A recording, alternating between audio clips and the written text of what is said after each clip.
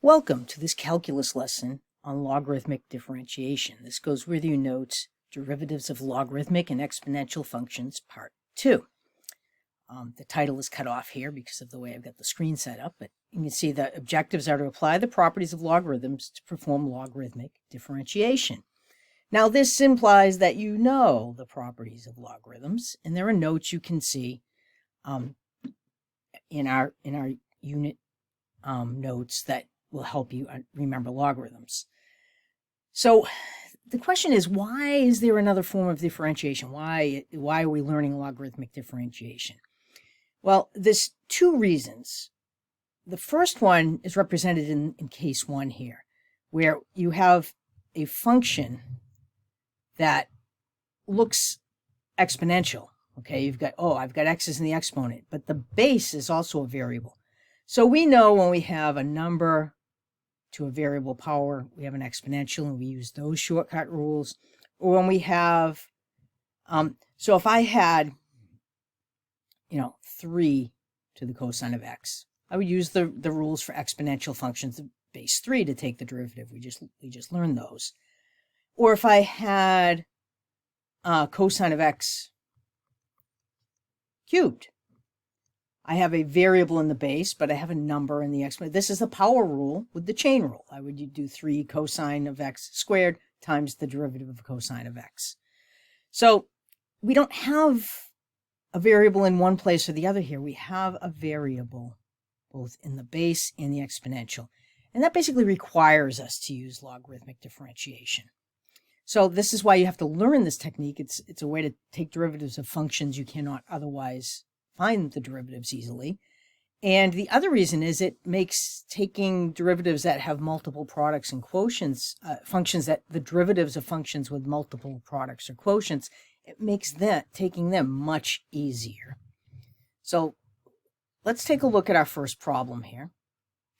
The first thing you should do, f of x equals x to the cosine of x. Replace your function notation with the y.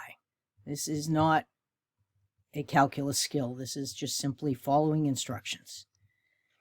Because now what we're going to do is a form of implicit differentiation. So I now have y equals x to the cosine of x. If I know what x is, here are my instructions for finding y. Then I'm going to take the natural log of each side. I have to take the natural log of the entire side as one thing. If this was plus 3, the plus 3 would be in these parentheses. So I haven't done any calculus yet. I've just done a couple of operations. I've just replaced the f of x with a y, changed the symbols, and then taken the natural log of both sides. I say, well, what does that gain me? Well, this now allows me to use the property of logs over here on the right side to make my function a little simpler. And I also now can use implicit differentiation. But before we do that, we're going to simplify everything we can. We're going to use the properties of logs to eliminate exponents, products, and quotients. So on the left side, I just have the natural log of y. There's nothing I can do with that. But on the right side, I have the natural log of x raised to a power. The rules for log properties say I can take and put that exponent, that cosine of x is an exponent, put that in parentheses down there, times the natural log of x, and this and this are equivalent. So I see on the right, if I take the derivative of that, I'm going to have a product rule, but that's okay. I can take the derivative of cosine of x. I can take the derivative of natural log of x, whereas up here, I wouldn't have known how to take this derivative because it's got conflicting rules going on. So I move down to the next step. So I haven't really done any calculus yet. I've done some pre-calc, a little bit of log properties. Now I take the derivative of each side. I'm taking the derivative with respect to x. So on the left side, I've got a y. So I'm going to have to follow that with a dy dx or a y prime using implicit differentiation. So the derivative of natural log is 1 over whatever the argument is a y, times the derivative of what's inside by the chain rule. I don't know what the derivative of y is with respect to x. That's actually what I'm trying to find.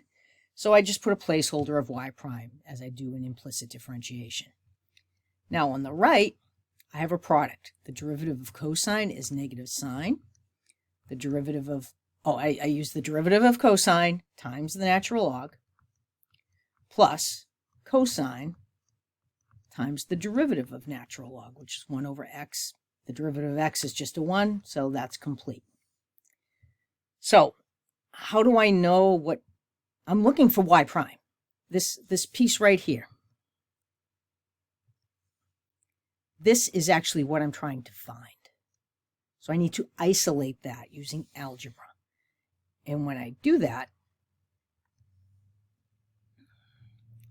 I multiply both sides by y. That's how you get rid of the 1 over y. Y times 1 over y will be a 1 on the left. So I get 1y prime equals y times negative sine x times natural log of x. Oops, I always want to write that as an h. Natural log of x. And actually I need one more set of parentheses here. Plus, so that's one more set of parentheses. Or did I do it that way? Cosine x divided by x. That's the same as times 1 over x. So that is y prime by itself. But take a look, I've got a y here. I like to have one, I want the derivative with respect to x. I want all of my variables to be x's on the right side. So I go back to the top. I have a definition for y in terms of x. Y equals x to the cosine of x. So I move down. And I'm going to replace that y. Now I have y prime equals x to the cosine of x. I just replaced the y times negative sine x, natural log of x, plus cosine of x divided by x. And that is my solution. There's actually nothing that can be simplified here. In your homework, there's only 3 of these, I think. Some of them will make you simplify. On a test, you would not have to simplify, but you would have to do this substitution. You should have all x's in your answer. Okay, so that's the first type of a problem where we use logarithmic differentiation, when we have x's both in a base and in an exponent of an expression. The next case where we would use logarithmic differentiation, although we would have a choice not to here in case 2, is when you've got a complicated quotient. I've got a product rule on the top here. You can see I get a product rule on the top, and I've got a fraction, so I have to use the quotient rule also. So I could use the quotient rule, and then the derivative of the top would be using the product rule. I could do it that way. But logarithmic differentiation might be a little cleaner, a little neater for this. And again, our first step is the same. We replace g of x with y.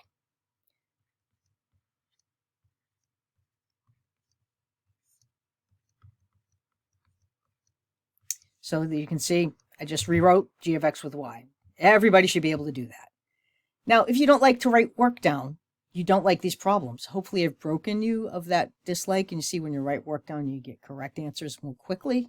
So it's actually worth the time and the effort. You really have to write out each step here. And that's why I wrote these steps for guidelines. I'm going to take the natural log of both sides, natural log of y. So if y is equal to x cubed e to the 2x over 1 plus x squared, the natural log of y is the natural log of that whole expression. They will also be equal to each other.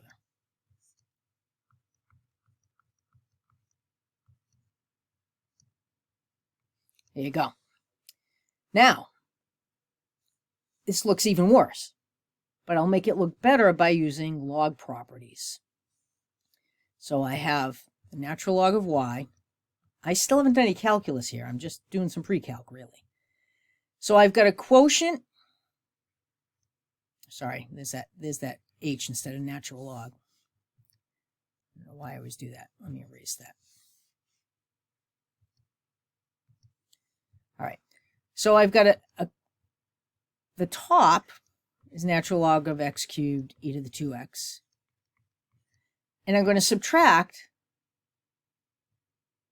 natural log of 1 plus x squared. That when division becomes subtraction when you're using log properties. Here I still have a product, though. I don't want a product. So the next step is natural log of x cubed plus the natural log of e to the 2x minus the natural log of 1 plus x squared. Now, if you went from up here to this step I just wrote all in one step, that would be considered enough work because I can see that. I know all the tops are going to have addition in front of them. The bottoms are going to have subtraction in front of their logs. Now, I can change this to get rid of all the exponents. I can bring that 3 down in front of the natural log of x cubed, and that just is, and I can do two things here. Natural log of e to the 2x. I can bring the 2x down in front, and natural log of e is just 1, or I can recognize that the natural log of e to the 2x, natural log, e, same base, this just simplifies to 2x. So that even looks totally different than it did, and then I get 2 times the natural log of 1 plus x. So this is what the natural log of y is. I still have not done any calculus. I'm just setting up the problem. The next step will be to take the derivative of both sides, as we did in the prior problem. So just like in the prior problem, the derivative of the natural log of y is 1 over y, but my variable in my problem I'm doing with respect to, that's what that WRT means, x. So when I take the derivative of something with a y in it, it's implicit differentiation. I have to follow it with either dy dx, or I'm just using y prime because the notation's easier.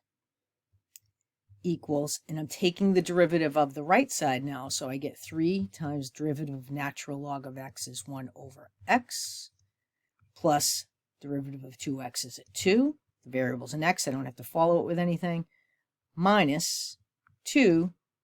The natural log of 1 plus x will have a derivative that's 1 over 1 plus x, and do I need the chain rule? Let's see, the derivative of 1 plus x is still just a 1, so I'm all set. Times 1, I don't need to write that. And so I have 1 over y times y prime here. That's what I'm trying to find. So I solve for y prime by multiplying, I'm just going to use a square bracket. I'm going to make 3 times 1 over x is 3 over x minus 2 over 1 plus x. And square bracket parenthesis doesn't matter in this context. Square brackets only matter when you're talking about interval notation. So now I have y here again. So there's y. I have an expression for y. It was given to me in the problem. I can replace y with x cubed e to the 2x over 1 plus x squared, because that's what the original problem said y was. I was told g of x equals x cubed, g of x equals x cubed e to the 2x over 1 plus x squared. And I just changed that to a y. So when I have a y in my answer, I can get x's in my answer simply by changing the y back to what it originally was. I still have y prime here. And then I have 3 over x minus 2 over 1 plus x. And that is my solution. Could that be simplified? I suppose you certainly don't need to simplify it for me. I think this would be fine in the homework if you put it in this form. If you're having trouble with the simplification, just hit that ask my instructor and say, I think I'm doing this right, but I can't simplify it, and let me know and I'll work with you on the problem, or just give you credit for what you did if you did get a correct solution, just didn't simplify it. So that's how you do the two different types of logarithmic differentiation problems. The steps are exactly the same in both. You just have two different reasons for using logarithmic differentiation. So let's move on to a problem for you to practice. Here's a problem for you to practice. Differentiate using logarithmic differentiation. So you'll see this one. See, I've got a variable in the base of the exponential and a variable in the exponent. I would like you to try this one following the 6 steps in the notes. Stop the video, and when you come back, we'll go through this one together. All right, you're back. I think that means you've done the problem. So here we are, and maybe you did both problems. If you want to try both problems and then stop the video for a minute and then come back and see them both, that would be fine too. First thing I do is write y equals 1 plus 1 over x. And I have to be careful to copy my problem correctly all the time. I make those mistakes just the same as students do. Then I'm going to take the natural log of both sides, because that's what allows me to apply the log properties to get that x out of the exponent. So then that gives me natural log of y equals x times natural log of 1 plus 1 over x. When I use the exponent property, I bring that down. Taking the derivative of both sides, I get 1 over y prime equals. And I need a product here. I have x times. So first function times derivative of the second. The derivative of the second is a little tricky. It's going to be 1 over 1 plus 1 over x. But the derivative of 1 plus 1 over x, now 1 plus 1 over x is x to the minus 1. The derivative of this will be 0 for the 1 minus 1 over x squared, or minus 1x to the minus 2. So I have to multiply times negative 1 over x squared for the chain rule for taking the derivative of this part. So that part here is the derivative of that part. You still have to be really careful taking your derivatives, use the chain rule correctly and everything else you've learned. So I'm still using the product rule. I'm not done. I have the first function times the derivative of the second. Now I have used the derivative of the first function is just a 1 times the second function, which is natural log of 1 plus 1 over x. I don't even need to write that 1. The next step will be, and I'm going to run out of room here, but I'm going to do y prime equals. And I'm going to write y here, but y I know is 1 plus 1 over x to the x. So there's my y right there, times. Now I can reduce this x squared, but so I get an x over x squared. That'll just give me a negative 1 over x times 1 over 1 plus 1 over x, plus I can ignore that 1 natural log of 1 plus 1 over x. And this is my derivative. Lots of steps. Follow the same 6 steps all the time, though. When I multiplied by y on both sides, I also substituted the original function at the same time here. So I kind of skipped a step, but it's in there. All right, so here is practice problem 2. If you haven't done this yet, stop the video, try it, and you'll see this one's different. This one's a quotient. I could use the quotient rule on this if I do it carefully with the chain rule, but I can also use logarithmic differentiation, so I want to show you that process for this one. Stop the video, try it, and come back. All right, I think you came back because you did the problem. I will never know if that's not true, but that's up to you. That you learn more by trying it first. Y equals x minus 3 to the 5th. I'm just replacing g of x with y. That's my first step. 3x plus 1 to the 4th. Then I take the natural log of both sides. Natural log of y equals natural log of x minus 3 to the 5th over 3x plus 1 to the 4th. Now I apply my properties of logs. Natural log of y is as simple as it gets, but I have a quotient here. So I get the natural log of x minus 3 to the 5th minus the natural log of 3x plus 1 to the 4th. Then I apply the properties of logs. Natural log of y equals 5 times the natural log, there's that h that keeps haunting me when I write natural log, of x minus 3. Minus 4, natural log of 3x plus 1. I don't need those extra parentheses there, but they're not harmful. Now I take the derivative of both sides. I'm going to do that up here. 1 over y prime, equals 5 times the derivative of natural log of x minus 3. That'll be 1 over x minus 3 times the derivative of x minus 3, which is just a 1. So I got 5 times that, minus 4 times the derivative of natural log of 3x plus 1. That's 1 over 3x plus 1 times the 3, because the derivative of 3x plus 1 is a 3. I can simplify that. 1 over y prime equals 5 over x minus 3 minus 12 over 3x plus 1. I multiply both sides by y.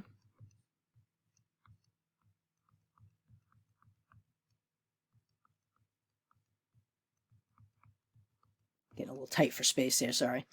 And then I replace y with what it originally was. Originally, y was x minus 3. Sorry, I did not write that correctly.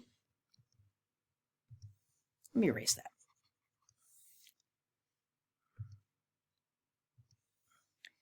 Okay, originally, y was x minus 3